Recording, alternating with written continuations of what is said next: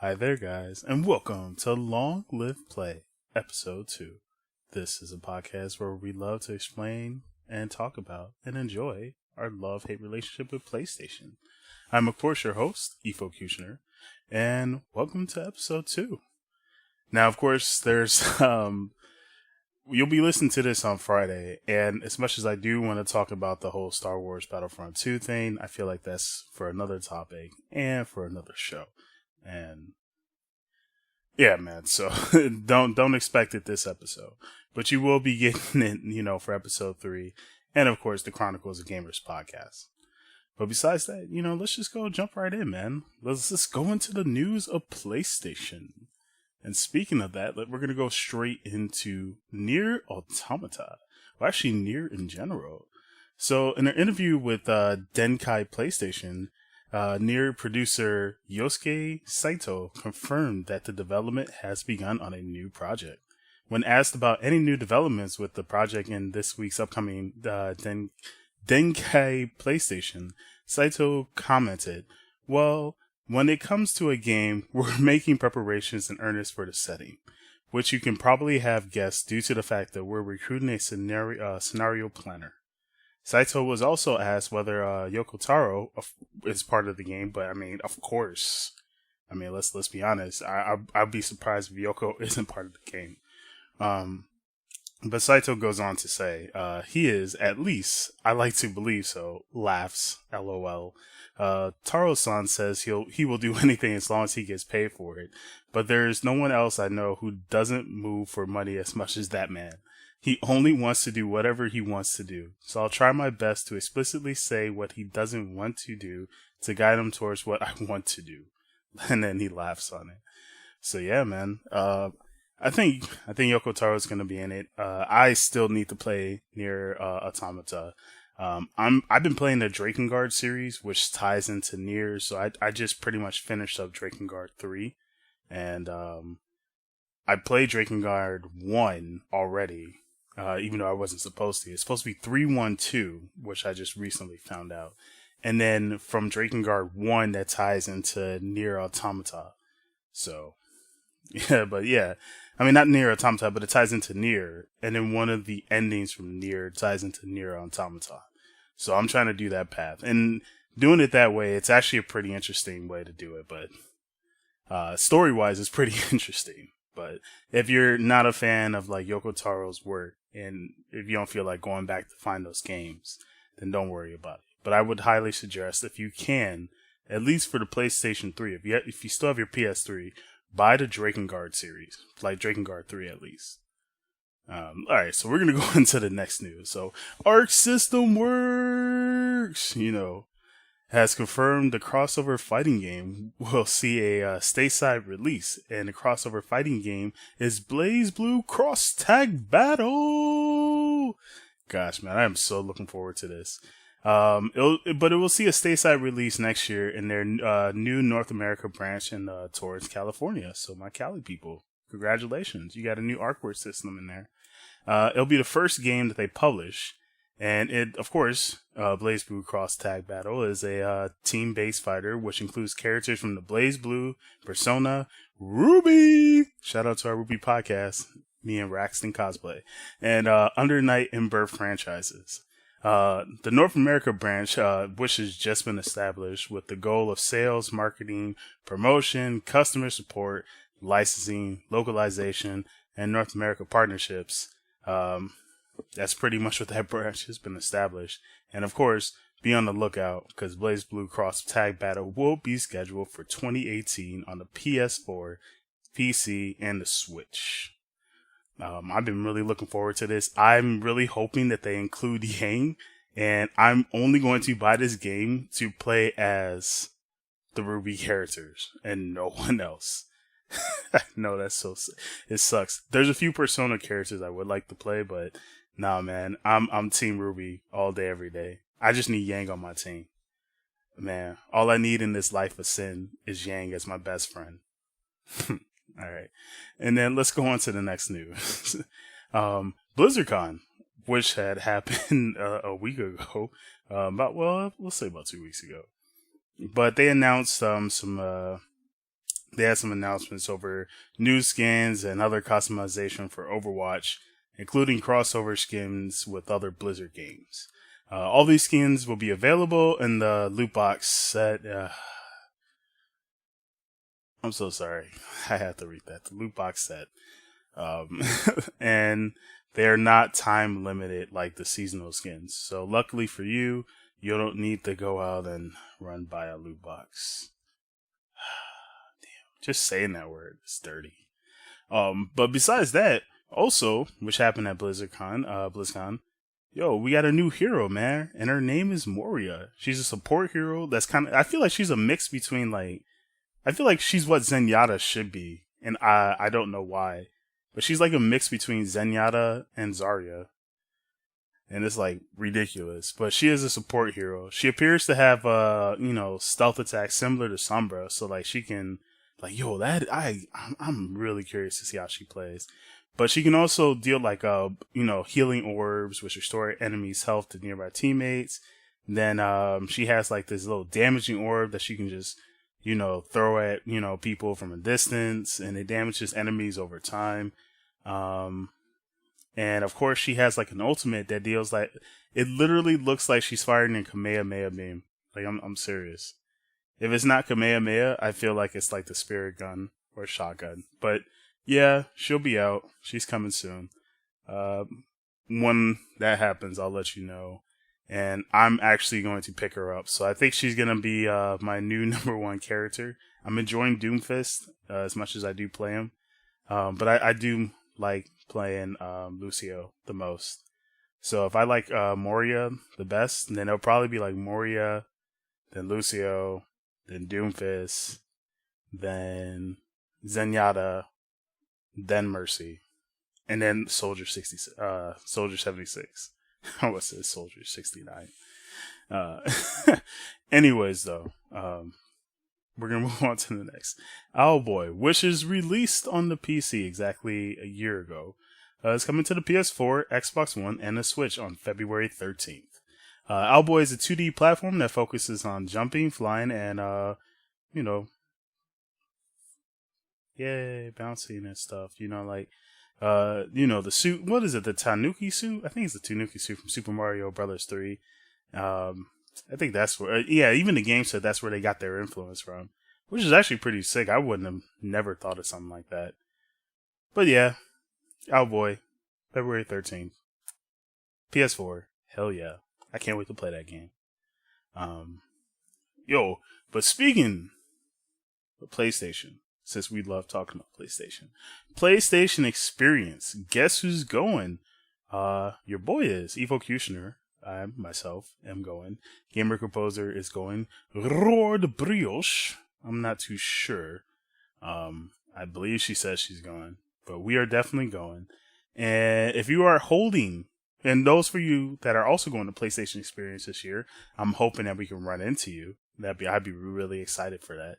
But if you are going, that means you'll be granted access if you bought the early bird ticket, of course. I don't think we did. But if you bought your early bird ticket, that means you'll be granted exclusive access to exclusive presentation at the Anaheim Convention Center the evening of Friday, December 8th at 8 p.m. Pacific Time. In this presentation, PlayStation's worldwide studio chairman, Shawn Layden, will provide an update to attendees, and they'll meet some special guests, along with a few surprises and game updates. So that pretty much might be the day where you just get announced what games are coming out and stuff, or who knows? It might be on Saturday, but it might be on Friday too. Telltale Games. Yes, I have to talk about Telltale Games because right now they are doing Guardians of the Galaxy. But it laid off about 90 members, about 25% of its total workforce. And the cuts were kind of surprising. And they were apparently they're called it comprehensive restructuring. And they hope that it will make them more competitive as a developer and publisher of groundbreaking story-driven game experiences. Although there's no explicit reason was given for the layoffs, but Telltale CEO Pete Hawley said, Our industry has shifted in tremendous ways over the past few years. The realities of the environment we're facing moving forward demand we evolve as well, reorienting our organization with a focus on delivering fewer, better with a smaller team. Pete also wants to express, or at least mention, I'd like to express our respect for all contributors that these incredibly talented artists, storytellers, and more have made to this company. I mean, all the contributions. What does it say? Contributors. Contributions, sorry. Let me put on my glasses. Okay, there we go. Alright, glasses are on. I don't know why I didn't do this in the first place. Hawley continues as well, that the decision that it is in no way a reflection on the quality or dedication of their work. We have made available our full career assistance services to help our affected colleagues and friends and their families navigate this difficult transition as quickly as possible. So that's very nice if he's actually taking care of the families of the people that just got let go. Maybe he's giving them recommendation letters and stuff, and unemployment. I don't know what the reason was. I thought Telltale was doing well. But yeah, man, that's what happens when, things are closed doors. We think everything's golden, and apparently it's not. So, next news. Microsoft. Yes, I'm mentioning Microsoft. And there's a good reason I'm mentioning Microsoft. It's because they're already publishing multi-platform games with Minecraft, but they're looking to expand its reach of its services and subscriptions.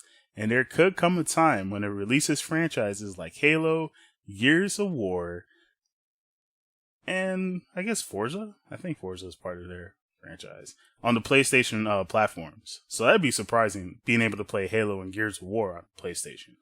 But that's according to their boss, Phil Spencer, who revealed in an interview with the Wall Street Journal that he's been given the freedom to reach gamers on any device. Of course, the main point is that the Windows Maker focus right now is on increasing the Xbox Live membership base. And we all know that that's been a point of concern for Sony in the past. So Microsoft really wants PlayStation owners to be able to sign in through Xbox Live as its cross-platform push in Minecraft, which I just recently found out. So if you want to play Minecraft, they're working really you kind of need a Xbox Live account to just be able to sign in, which is actually pretty scary, but I don't know. Maybe I'm just overreacting. But something that the Japanese giant seemingly wants nothing to do with. So PlayStation definitely doesn't want to do this. So I have no idea what's going on. Maybe this could be one of the reasons why PlayStation has been kind of hesitant on doing the cross-platform thing, because it might be Microsoft's like, yo, welcome to cross-platform, but now you have to sign up with Xbox Live if you want to play with your friends if you have PSN. So the PSN people may have to sign up with Xbox Live just to play with each other. So, I feel like that could be the reason, and this is like a nice way to show that. But Microsoft becomes increasingly obsessed with the membership and monthly active users. There's every chance it could start looking to Sony's global install base in order to grow those metrics. So, so Microsoft may be looking to get rid of they might stop doing consoles and they just might focus on Xbox Live. And they may just be like, hey, you want to play our games? You got to sign up on our Xbox Live service. Or they might stick with consoles, and then with the cross-platform play and with their games, they may force you to be like, yo, man, you got to sign up with us. You got to sign up, get that Xbox Live if you want to play, with your Xbox Live friends. You have PSN. So that's another $50 to $60. Just saying. Well, actually, if it's on sale, you can get it for $50. The highest you can get it for is I know some places where you can get Xbox Live for $60, but that's just me. And then we got one more piece of news for today, man. Square Enix has slapped a confirmed release date on Final Fantasy XV's Comrades, the game's multiplayer co-op expansion. Yeah. It was originally set to launch at the end of the month, but add-on was delayed, so the developer could, earlier at the end of the month of October, of course, but the add-on was delayed, and so the developer could apply a little bit more, polish and grease. And Comrades is due on November 15th, so you should be able to play this right now if you're hearing this. I know this is kind of late, but hey, it's good to know. You should be able to play it right now if you don't want to play Star Wars Battlefront 2. So yeah, for my Final Fantasy 15 people, like myself, yo man, go play with your friends. You guys can do co-op battles and stuff. Yeah, and that's the news. That's the news for today. As I tossed my paper on the ground, that's the news. Yeah. Not too bad. I'm really worried about the whole Microsoft thing. Like, man, they really want you to sign up with the Xbox Live with that Minecraft. I don't know why. I don't think it's a huge thing. I don't think it's stuck behind it, but I didn't really dig into it more. But that's just interesting. Alright, so now what we're going to do is we're talking about the games for October. The top downloaded games for the month of October. Of course, there's 20. And I do want to mention this before I mention the top 10 PS4 games that were downloaded on PSN.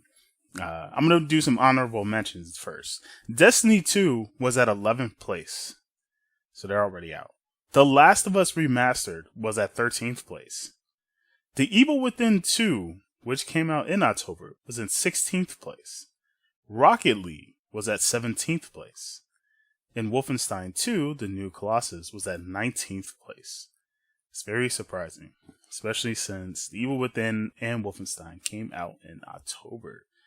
And they didn't even make top 10. But the top 10 games for the month of October that were most downloaded on PS4 were number 1, EA Sports FIFA 2018. Number 2, the South Park The Fractured Butthole. Number 3, Middle Earth Shadow of War. Number 4, Assassin's Creed Origins. Number 5, Gran Turismo Sport. Number 6, NBA 2K18. Number 7, The Witcher 3 Wild Hunt Complete Edition. That is a shocker. Number 8, Madden NFL 2018. Number 9, Grand Theft Auto 5. And number 10, WWE 2K18. So The Witcher 3 being in the top 10, especially after this long, is impressive. Like, wow. I'm not really surprised about South Park, Shadow War, Assassin's Creed, Gran Turismo, 2K18, Madden, and especially Grand Theft Auto 5. But The Witcher being in the top 10 is very impressive. Like, wow. Good job. Good job, Witcher 3. I really need to play you. Like, I really need to play you now. Alright, so now we're going to move on to the PlayStation 3. And yes, people are still playing the PlayStation 3, guys. Don't give it that look. So we're going to move on to PlayStation 3. And we're going to talk about the top 10 games that were the most downloaded on the PS3 of October of 2018. But of course, let me do the honorable mentions. I got to at least do the honorable mentions. So Red Dead Redemption and Undead Nightmare Collection was at 11th place. Dead Space 2 was at 13th place. Perfect number, too. I feel like that's the perfect number for Dead Space to be. Castlevania Lord of Shadows Mirror of Fate HD was at 16th place. And the most shocking for me is Street Fighter Cross Tekken was at 20th place. Who the hell is playing that game? Like, wow, that was the worst fighting game ever. And here it is at the 20th. I'm like, man, I had no idea Cross Tekken was that amazing as a casual game. But anyways, it didn't make the top 10. But I did want to do some honorable mentions, except for Cross Tekken. That was just a shocking mention. I don't have I guess I should call it honorable, I guess. Whatever. But the top 10 downloaded games on PS3 for the month of October. Number 1, EA Sports FIFA 2018. Number 2, Grand Theft Auto 5. Number 3, Pro Evolution Soccer 2018. Number 4, Little Big Planet 3. Number 5, Minecraft PlayStation 3 Edition. Number 6, Plants vs. Zombies Garden Warfare. Number 7, Dead Space. What up? Number 8, Alice Madness Returns Ultimate Edition. What up again? 2 games you guys should really play. Number 9, Dragon Ball Xenoverse. Not Xenoverse 2, Xenoverse. Dragon Ball Xenoverse. And number 10, which makes me so freaking happy, The King of Fighters 13. Wow. The King of Fighters 13. I still have my physical and digital copies of The King of Fighters 13 on PS3 too. I cannot believe it made the top 10. That surprised the heck out of me. Dead Space number 7, Alice Madness Returns. If you never played Alice, you should play that game. It's a really good game. It's like a hidden gem. I don't know why no one's made a sequel yet, but trust me, it's a really great game to play. Dead Space should go without saying. Yo, RIP Visceral Studios. And King of Fighters 13, man, I cannot believe it. Impressive, as always. But we're going to move on to the top 10 PSVR games. So the top 10 games that were most downloaded for the PSVR on October 2018. Number 1, I Expect You to Die. Number 2, Drive Club VR. Number 3, Arizona Sunshine. Number 4, PlayStation VR Worlds. Number 5, Job Simulator. Number 6, Stark. Number 7, Raw Data. Number 8, Super Hot VR. Nice. Number 9, Keep Talking and Nobody Explodes. That was number 9, right? Number 10, Surgeon Simulator Experience Reality. So those are your top 10. I Expect You to Die, Drive Club, Arizona Sunshine, PlayStation VR Worlds, Job Simulator, Stark, Raw Data, Super Hot VR, Keep Talking and Nobody Dies, and the last but not least, Surgeon Simulator Experience Reality. Now let's move on to the top 10 PS Vita games that were downloaded of the month of October 2018. Number 1, Salt and Sanctuary. Number 2, Undertale. Number 3, God of War Collection on the PS Vita. Number 4, Danganronpa version 3, Killing Harmony. Number 5, Jak and Daxter Collection. Number 6, Minecraft PlayStation Vita Edition. Number 7, Touhou Double Focus. Number 8, Persona 4 Dancing All Night. Number 9, Silent Hill Book of Memories. And number 10, Dragon Ball Z Battle of Z. Okay, not surprised. I really thought Undertale would be number 1, and I'm really surprised God of War Collection on the PS Vita is actually on the list to begin with. That and Jak and Daxter. So that's very surprising. Very surprising there. And last but not least, for the month of October, the top 10 PlayStation Classic games that were downloaded in October. So number 1 is Resident Evil Code Veronica X. Number 2, Grand Theft Auto San Andreas. Number 3, Bully. Number 4, Metal Slug Analogy. Number 5, Psychonauts. Number 6, The Warriors. Number 7, Jak and Daxter, The Precursor Legacy. Number 8, Resident Evil 3, Nemesis. Number 9, The King of Fighters 2000. And of course, number 10, Resident Evil 2. Wow. Resident Evil starts it and closes it for the month of October. Impressive. Psychonauts being number 5. Nice. The Warriors. The King of Fighters 2000. Wow, man. I am like really impressed. And Jak and Daxter. I need to really play Bully. I'm really embarrassed I have not played Bully. But more and more people keep seeming to buy this game. And ladies and gentlemen, that is it for everything PlayStation. We keep it short. We keep it simple. Those were the topics that we wanted to talk about. You now know the games that were the most popular and the most downloaded on PSN for the month of October. Ah, man, makes it a great time to be a gamer. And it looks like Michael has something to play. Of course, I appreciate you guys clicking that play button and listening to Long Live Play. Of course, if you have any other topics that we did not discuss on the PlayStation podcasts that we have, you are welcome to email us at the Chronicles of Gamers Podcast at gmail.com. You can also check the description if you want to message us. Or, of course, the best thing that we really enjoy is if you just comment at the bottom. But besides that, thank you guys for tuning in. Thank you for pressing that play button. I'm out of here. So, of course, stay litten.